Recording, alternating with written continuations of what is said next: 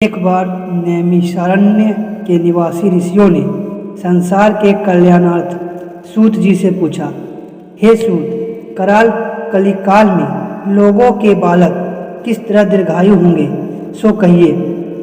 सूत जी बोले, जब द्वापर का अंत और कलयुग का आरंभ था, उसी समय बहुत सी शोकाकुल स्त्रियों ने आपस में सलाह की कि क्या इस कली में माता के जीवित रहते पुत्र मर जाएंगे। जब वे आपस में कुछ निर्णय नहीं कर सकी, तब गौतम जी के पास पूछने के लिए गई। जब उनके पास पहुंची तो उस समय गौतम जी आनंद के साथ बैठे थे। उनके सामने जाकर उन्होंने मस्तक झुकाकर प्रणाम किया। तदंतर स्त्रियों ने पूछा, हे प्रभु, इस कलयुग में लोगों के पुत्र किस तरह जीवित रहेंगे, इसके लिए कोई व्रत या तप हो तो कृपा करके बताइए। इस तरह उनकी बात सुनकर गौतम जी बोले, आपसे मैं वही बात कहूँगा जो मैंने पहले से सुन रखा है। गौतम जी ने कहा, जब महाभारत युद्ध का अंत हो गया और द्रोण पुत्र अश्वत्थामा के द्वारा अपने बेटों को मरा देखकर सब पांडव बड़े दुखी हुए, तो पुत्र के शोक से व्याकुल होकर द्रौपदी अपनी सखियों के साथ ब्राह्मण श्रेष्ठ धौम्य के पास गई और उसने धौम्य से कहा, हे विपेंद्र, कौन सा उपाय करने से बच्चे दीर्घायु हो सकते हैं, कृपा करके ठीक ठीक कहिए। धौम्य बोले, सतयुग में सत्य वचन बोलने वाला, सत्य आचरण करने वाला समदर्शी जिमुतवाहन नामक एक राजा था। एक बार वह अपनी स्त्री के साथ अपनी ससुराल गया और वहीं रहने लगा। एक दिन आधी रात के समय पुत्र के शोक से व्याकुल कोई स्त्री रोने लगी, क्योंकि वह अपने बेटे के दर्शन से निराश हो चुकी थी। उसका पुत्र मर चुका था। वह रोती हुई कहती थी, हाय, मुझ बूढ़ी माता के सामने मेरा बेटा मरा जा रहा है। उसका रुदन सुनकर राजा जिमुतवाहन का तो मानो हृदय विदीर्ण हो गया। वह तत्काल उस स्त्री के पास गया और उससे पूछा, तुम्हारा बेटा कैसे मरा है। बूढ़ी ने कहा, गरुड़ प्रतिदिन आकर गांव के लड़कों को खा जाता है।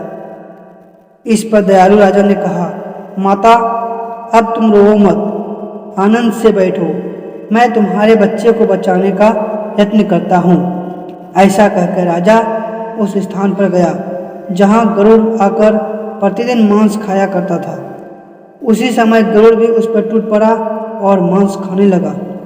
जब अतिशय तेजस्वी गरुड़ ने राजा का बायां अंग खा लिया, तो झटपट राजा ने अपना दाहिना अंग फेर कर गरुड़ के सामने रख दिया। यह देखकर गरुड़ जी ने पूछा, तुम कोई देवता हो? कौन हो तुम? मनुष्य तो नहीं जान पड़ते। अच्छा, अपना जन्म और कुल बताओ। पीड़ा से व्याकुल मन वाले राजा ने कहा, हे पक्षीराज, इस तरह के प्रश्न करना व्यर्थ है। तुम अपनी इच्छा भर मेरा मांस खाओ। यह सुनकर गरुड़ रुक गए और बड़े आदर से राजा के जन्म और कुल की बात पूछने लगे। राजा ने कहा, मेरी माता का नाम शैव्या और मेरे पिता का नाम शालिवाहन है। सूर्यवंश में मेरा जन्म हुआ है और जिमुतवाहन मेरा नाम है।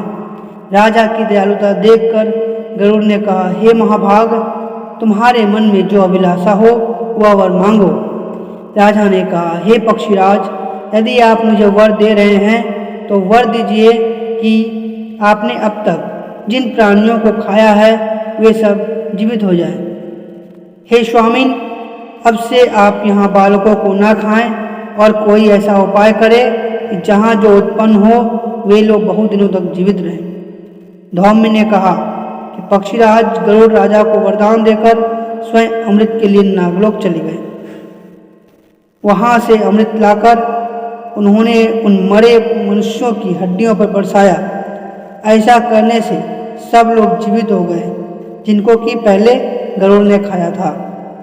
राजा के त्याग और गरुड़ की कृपा से वहाँ वालों का बहुत कष्ट दूर हो गया। उस समय राजा के शरीर की शोभा दूनी हो गई थी।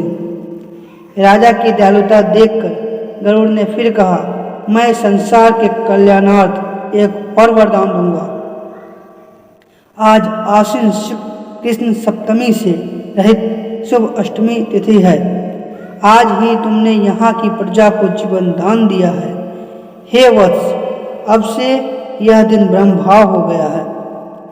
जो मूर्ति भेद से विविध नामों से विख्यात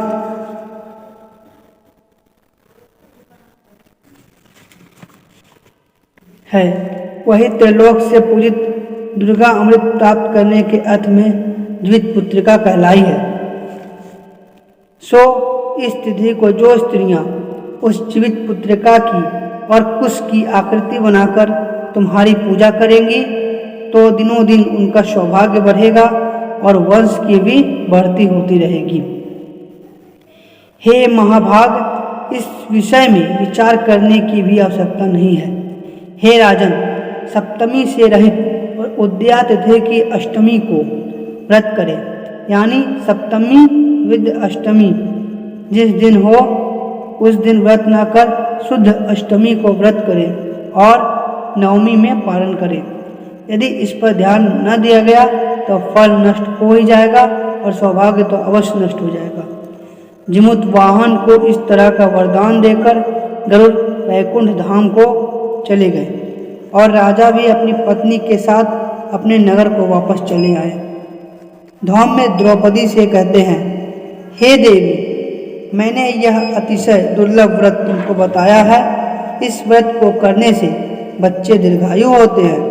हे देवी, तुम भी पूर्वोक्त तिथि से यह व्रत और दुर्गा जी का पूजन करो तो तुम्हें अभिलषित फल प्राप्त होगा।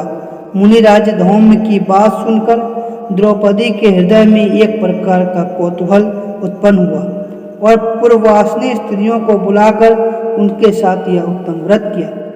गौतम ने कहा, यह व्रत और इसके प्रभाव को किसी एक चिन्ह ने सुन लिया और अपनी सखी सियारिन को बताया। इसके बाद पीपल वृक्ष की शाखा पर बैठकर उस चिल्ने और उस वृक्ष के खोते में बैठकर सियारिन ने भी व्रत किया। फिर वहीं चिल्ली किसी उत्तम ब्राह्मण के मुख से यह कथा सुनाई और पीपल के खोते में बैठी हुई अपनी सखी को सुनाया। सियारिन ने आधी कथा सुनी थी कि उसे भूख लग गई और वह उसी समय सबसे भरे हुए शमशान में पहुंची। वहां उसने इच्छा भर मांस का भोजन किया और चिल्ली बिना कुछ खाए पिए रह गई और सवेरा हो गया। सवेरे वह गौशाले में गई और वहां गौ का दूध पिया। इस तरह नवमी को उसने पारण किया। कुछ दिनों बाद वे दोनों मर गईं और अयोध्या में किसी धनी व्यापारी के घर में जन्मी। संयोग से उन दोनों का जन्म एक ही घर में हुआ। इनमें सियारिन ज्येष्ठ हुई और चिल्ली छोटी। वे दोनों सभी शुभ लक्षणों से युक्त थी, इसलिए बड़ी लड़की काशीराज के और छोटी उनके मंत्री के साथ गारहपत्य अग्नि के सामने विधि पूर्वक विवाही गई। पूर्व जन्म के कर्म फल से वह मृगनयनी रानी हुई।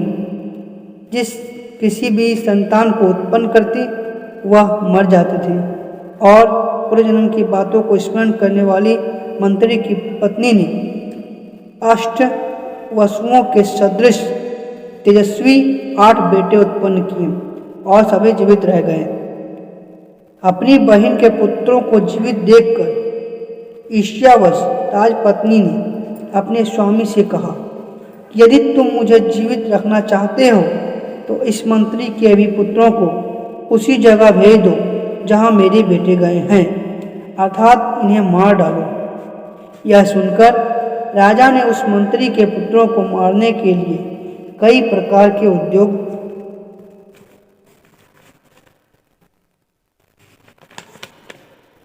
किए, पर मंत्री पत्नी ने जीवित पुत्रिका के पुण्य बल से बचा लिया।